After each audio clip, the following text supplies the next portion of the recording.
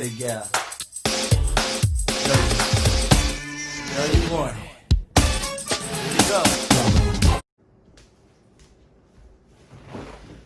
Now that remote learning is incorporated last spring, they need to change the way they do grad school and undergrad for teachers. Teachers need to be taught how to effectively use Google Classroom, Google Meet, Zoom, how to teach on these apps, right? Because teaching in person and teaching on Google Meet and Zoom is totally different, especially if you're dealing with K through 5, where you gotta almost entertain kids and you gotta teach them, opposed to older kids where you don't have to really jump through hoops and everything to keep them engaged, right? Because younger kids are more, they get frustrated easily, they have a lot of questions, they have a lot of needs, and it's hard to do that when you have 20 to 40 kids, right? So that needs to be taught, as well as teachers doing it now. We're still figuring it out. As well as counselors, they need that as well. How to record videos, right? Anything technology related.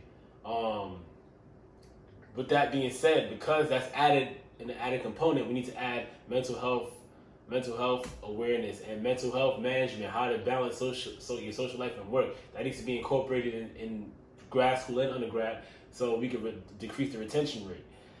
With that being said, because we're doing another component of remote learning, this is not traditional teaching. They need to increase our salary on top of that. That's another skill that we have, which makes us more valuable because we can do both. We can teach in person and we can teach remotely, right? So that our salary needs to be increased, which means they need to change the way that we do certification, because remote learning is another component, as well as taking the race off the test where you have to select, take that off, change the people who actually grade the test, and make the test applicable to what you're teaching, right? If you teach math, if you teach 6th grade math, why do you got to take a test that's from 7 to 12 when you're only teaching 6th grade math?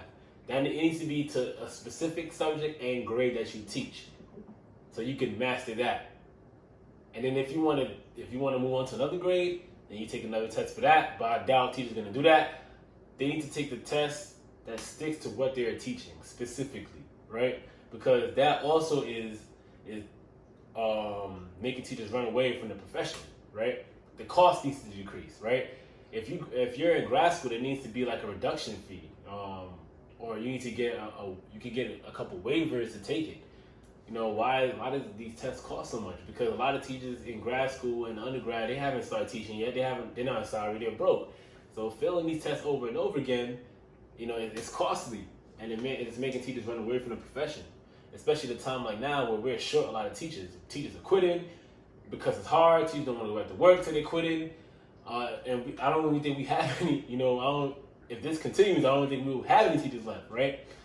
There's teachers that can't even come in New York because they filled out a waiver that they have underlying health conditions. So that could help with the shortage. But moral of the story is, they need to incorporate remote learning in grad school. And because that's another skill, raise our salaries. I would like you to comment your thoughts below, and I will see you guys tomorrow.